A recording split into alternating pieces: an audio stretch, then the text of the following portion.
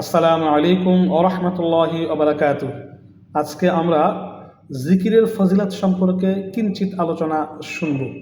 জিকিরের অনেক ফজিলত রয়েছে, কোরআনে কারিমে জিকিরের অনেক আলোচনা রয়েছে। এগুলো বলতে গেলে অনেক সময় লাগবে, অনেক আলোচনা রয়েছে কোরআনে কারিমে। তা জিকির যখন নামাজ একটা জিকির, নামাজ ছাড়া জিহ্বাকে তাসবিহ তাহলিল পড়ার মধ্যে সিক্ত রাখা এটা একটা জিকির। ব্যবসা করার সময় আল্লাহকে স্মরণ করে ভালোভাবে ব্যবসা করা এটাও একটা জিকির বা স্মরণ। অর্থাৎ যখন যে কাজ করবে আল্লাহকে স্মরণ রেখে ওই কাজটা করার নামই হলো জিকির। এর অনেক স্তর বা অনেক তারতম্য রয়েছে। যাই হোক, এখানে আমরা জিকিরের ফজিলত বিভিন্ন শব্দ দ্বারা, বিভিন্ন কথা দ্বারা, বিভিন্ন কালিমা দ্বারা জিকির করার ফজিলত সম্পর্কে আল্লাহ এবং আল্লাহ রাসূল অনেক আলোচনা করেছেন।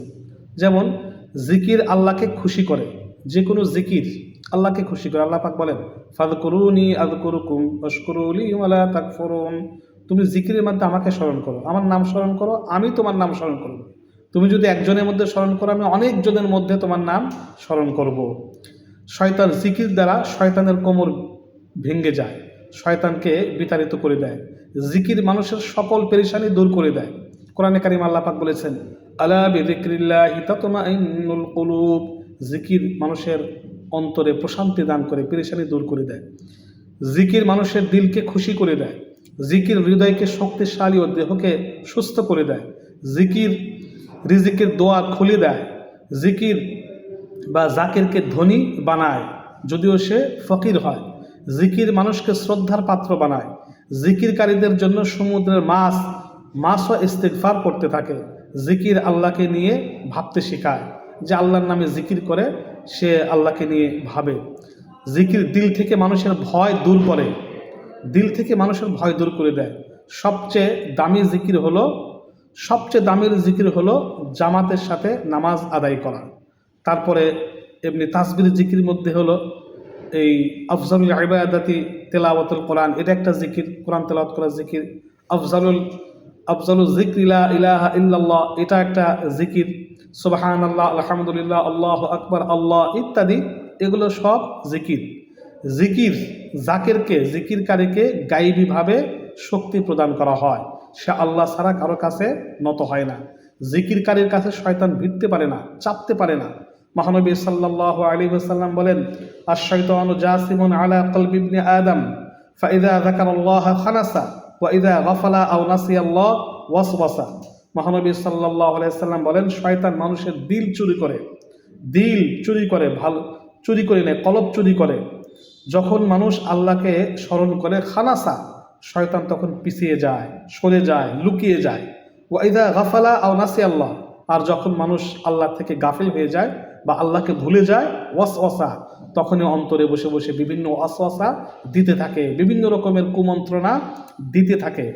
এজন্য কোনো ব্যক্তি যখন একবার জিকির করে আল্লাহ, একবার সুন্দর করে দিল থেকে মহাব্বতের সাথে আল্লাহকে ডাকে, আল্লাহ বলে শয়তান 36 মাইল দূরে সরে যায়। 36 মাইল দূরে সরে যায় যদি একবার কোনো ব্যক্তি আল্লাহকে সুন্দরভাবে ডাকে। সর্বোত্তম জিকির হলো লা ইলাহা ইল্লাল্লাহ।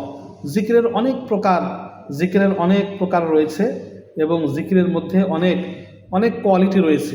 এখানে আমরা সংক্ষিপ্তভাবে জিকিরের কিছু আলোচনা শুনলাম।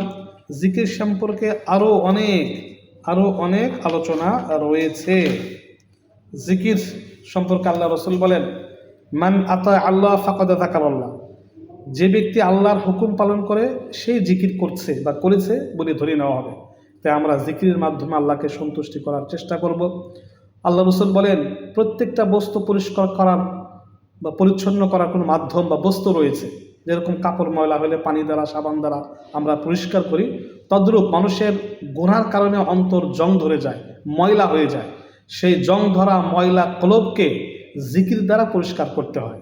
যতবার আপনি জিকির করবেন লা ইলাহা ইল্লাল্লাহ, লা ইলাহা ইল্লাল্লাহ, আল্লাহ আল্লাহ, সুবহানাল্লাহ, আলহামদুলিল্লাহ, আল্লাহু আকবার, জিকির করলে দিলের জং দূর হয়ে যাবে, ময়লা পরিষ্কার হয়ে যাবে, শয়তান কাছে ভিড়তে পারবে না। লা ইলাহা ইল্লাল্লাহ বলা মানে শয়তানকে বেত্রাঘাত করা, তাকে প্রহার করা, চাবুক মারা।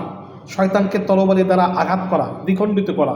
লা ইলাহা ইল্লাল্লাহ, আল্লাহ ছাড়া কোনো ইলাহ নাই, শয়তান তুমি আমার কাছে ভিড়তে পারবে না, শয়তানকে তলোয়ার দ্বারা জবাই করার মতো। এই জন্য আমরা অধিকাংশ সময় জিকিরে আমাদের জিহ্বাকে সিক্ত রাখার চেষ্টা করব, আমাদের কলবকে জিকিরের মাধ্যমে আল্লাহর দিকে রুজু রাখার চেষ্টা করব। আমিন।